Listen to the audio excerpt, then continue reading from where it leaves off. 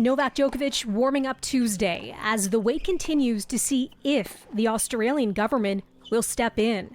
The world men's #1 tennis player is still facing the threat of being deported, even after he won a court battle Monday, allowing him to stay in the country. A lot of attention for this one, and now a new twist. Australian authorities reportedly looking into whether Djokovic made false claims on his travel declaration form upon entering the country. This tournament is much bigger than any one person.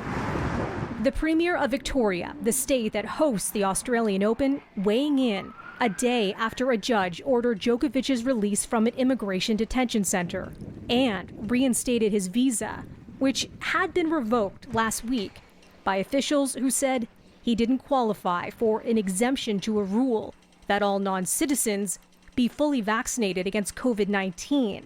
That decision deemed unreasonable by the judge, who found the athlete wasn't given enough time to speak to tennis organizers and lawyers to respond. Djokovic's attorneys say that since he recently recovered from COVID-19, he didn't need to be inoculated.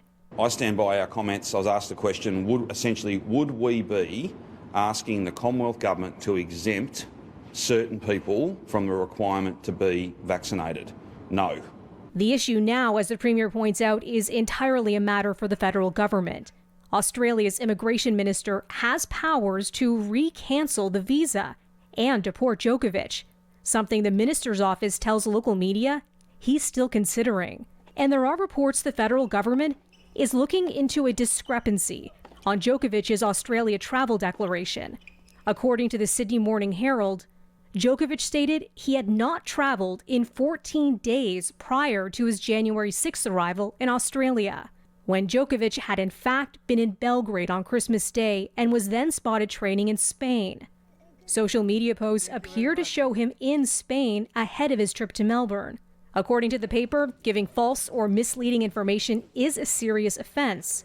Djokovic, though, reportedly told border officials that Tennis Australia completed the Australia travel docs on his behalf. On Monday, the athlete's brother refused to answer questions about the tennis star's public events held in the days after court documents state he tested positive for COVID-19. Melissa Duggan, City News.